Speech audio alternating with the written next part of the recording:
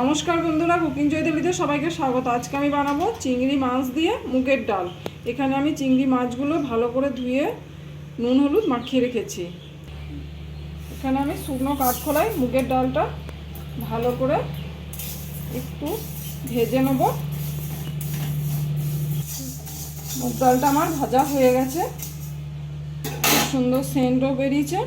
এরপর এটা আমি ভালো করে ধুয়ে পরিষ্কার করে নিয়ে ডালটা আমি সেদ্ধ করতে দেবো।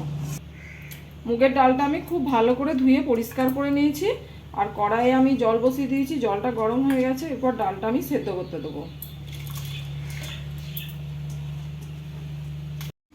ডালটা আমার পুরোপুরি খুব সুন্দর সেদ্ধ হয়ে গেছে।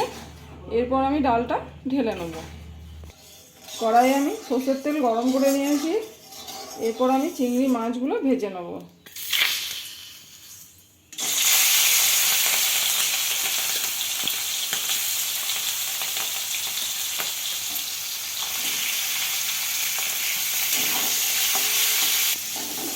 আমার চিংড়ি মাছগুলো ভাজা হয়ে গেছে, এরপর আমি তুলে নেব।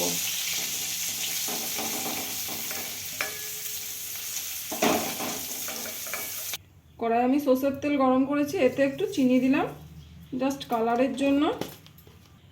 এখানে আমি আদা আর 2 চামচ মতো মৌরি হালকা করে ভেজে নিয়ে বেটে নিয়েছি।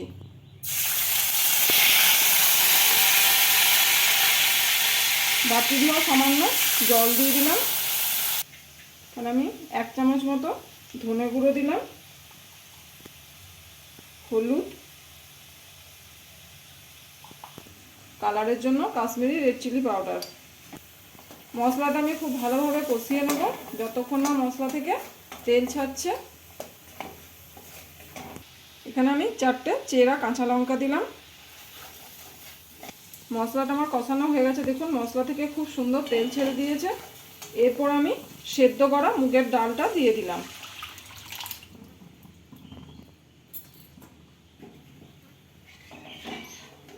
এখানে আমি পরিমাণ মতো লবণ দিয়ে দিলাম,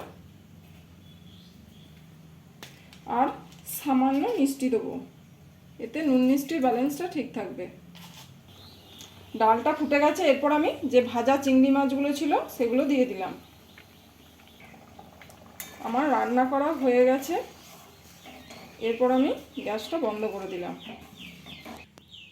আমার চিংড়ি মাছ দিয়ে মুগের ডাল রান্না করা হয়ে গেছে। এটা গরম ভাতে খুব ভালো লাগবে খেতে, আর ডালটা ঠান্ডা হলে আর একটু বসে যাবে।